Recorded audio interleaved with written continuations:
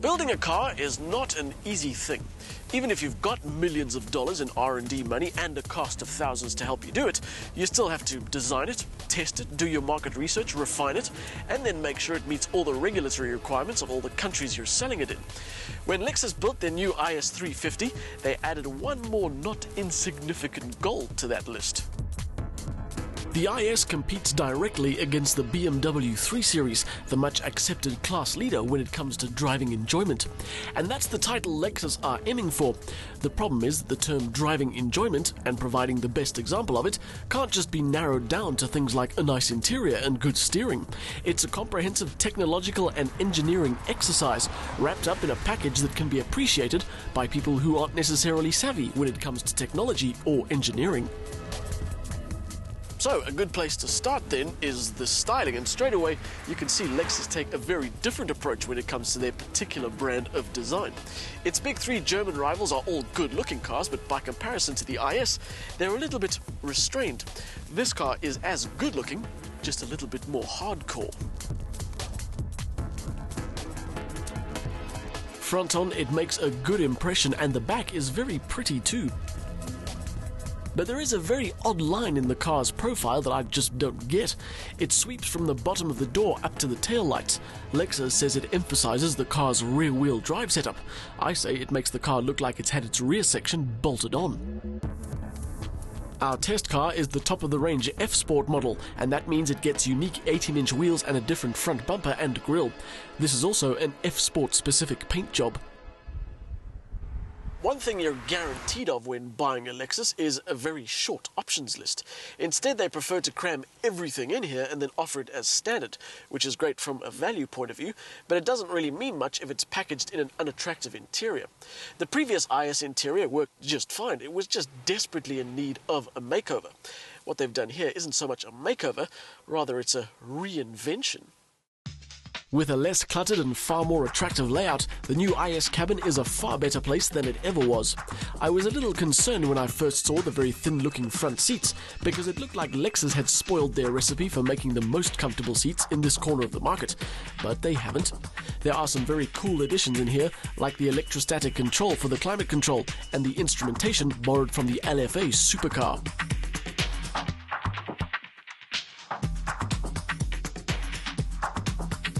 Spec is up to the usual Lexus standard, although things are not perfect. Some of the smooth plastics come across as too hard and not very premium, and Lexus are persisting with their ridiculous remote touch interface.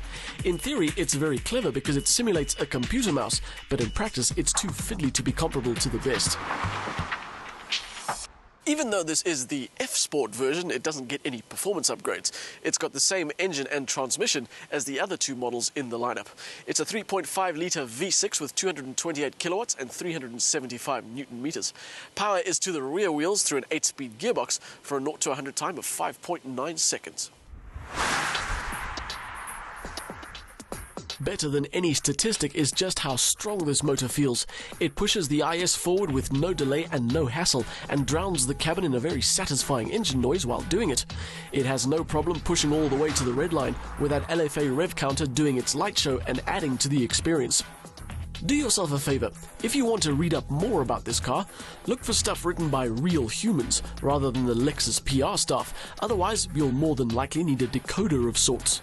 Lexus describes some of the changes to this car by saying things like the front stabilizer has been revised, increasing rigidity by 20% to reduce rolling in the corners, and the steering pinion gear support rigidity has been increased, and the ball screw mechanism has been revised to improve the smoothness of engine torque transfer, neither of which tell you what this car is like when you're actually using the steering or the suspension. One of the hallmarks of Lexus is that they are serene on a daily basis, but the new IS has an extra edge to it. It isn't scared to be pushed. It'll handle corners with impressive grip, ride over rough roads with no hassle, even at pace, and it always manages to deliver a confidence-inducing drive with a decent amount of fun thrown in.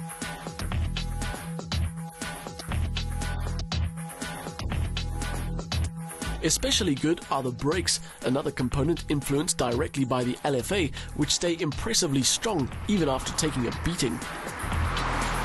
One of the worst things about the old IS was the automatic gearbox, and one of the worst things about that was its paddles.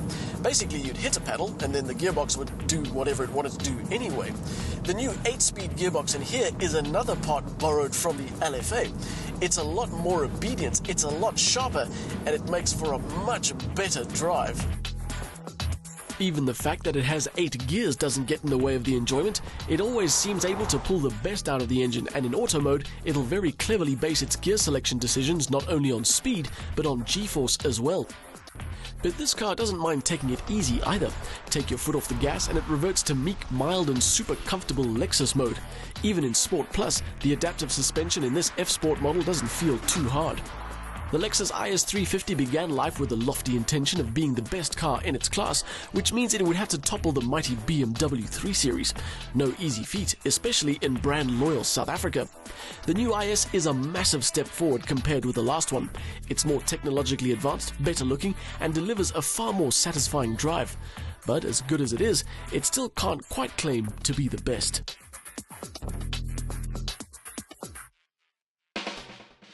Plenty of power from the 228 kilowatt V6, delivering right up to the red line if you wanted to, but it's flexible enough to feel good around town too.